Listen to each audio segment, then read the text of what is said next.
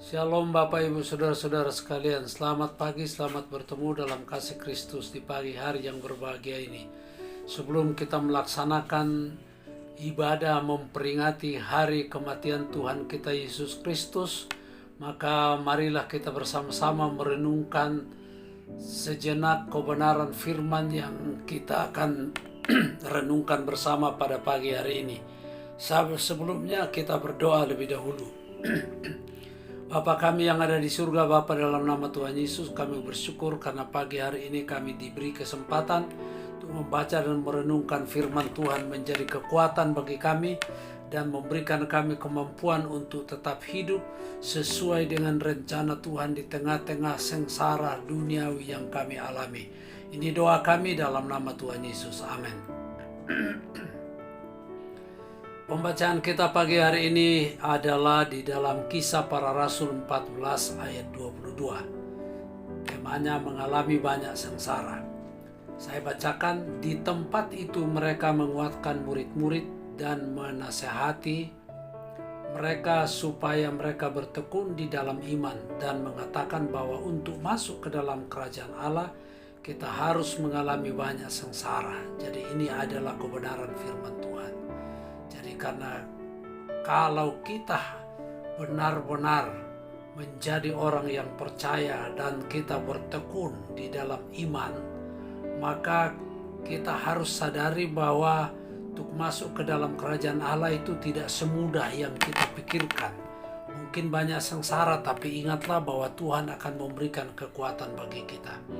Mereka yang menyerahkan diri kepada ketuhanan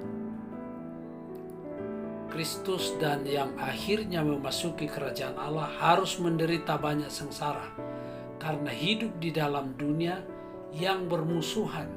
Mereka harus ikut serta dalam peperangan rohani melawan dosa dan kuasa iblis. Filipi pasal 3 ayat 10-11, yang kukehendaki ialah mengenal Dia dan kuasa kebangkitannya dan persekutuan dalam penderitaannya, di mana aku menjadi serupa dengan Dia dalam kematiannya, supaya aku akhirnya beroleh kebangkitan dari antara orang mati.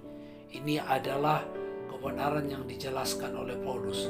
Karena itu langkah yang pertama, mereka yang setia kepada Kristus dan firman-Nya. Jadi kita harus setia kepada Kristus dan firman Tuhan.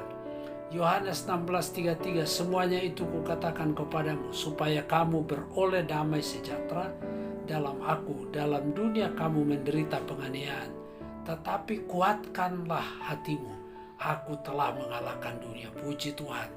Yesus Kristus sebagai panglima kita, Yesus Kristus sebagai Tuhan dan Juru Selamat sudah mengalahkan dunia, dan kita ada di dunia. Berarti kemenangan yang Tuhan miliki akan menjadi bagian kehidupan kita. Hal yang kedua, dunia ini jahat. Orang Kristen palsu tetap memusuhi Injil. Dunia yang jahat, di dalamnya ada orang Kristen yang palsu, yang memusuhi firman. Sampai Tuhan meruntuhkan sistem dunia yang jahat ini pada saat kedatangannya.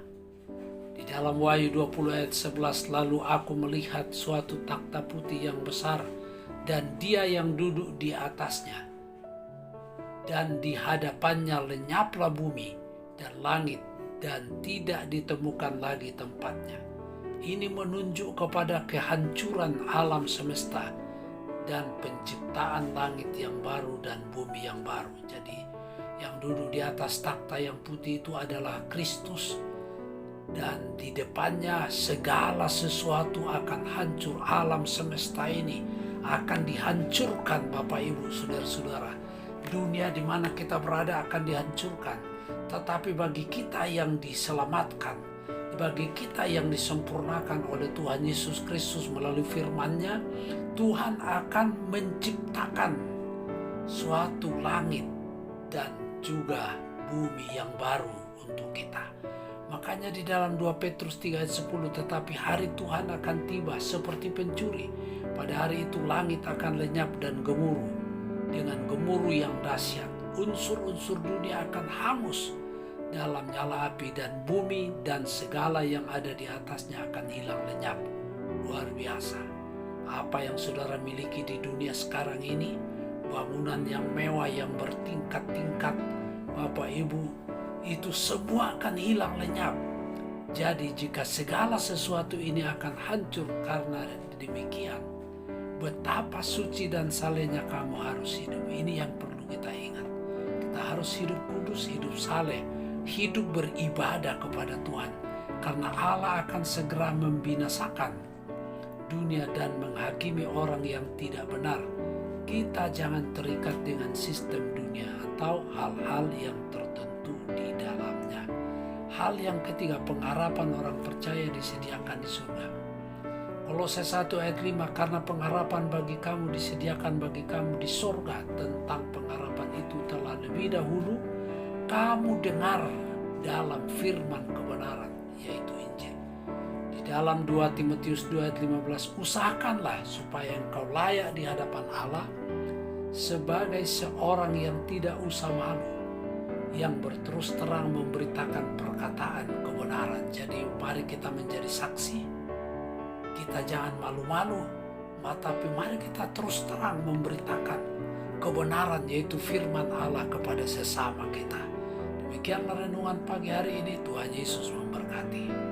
Bapa kami di surga, Bapa, dalam nama Tuhan Yesus, setelah kami membaca dan merenungkan firman-Mu pagi hari ini, Tuhan berkati firman Tuhan menjadi kekuatan bagi kami.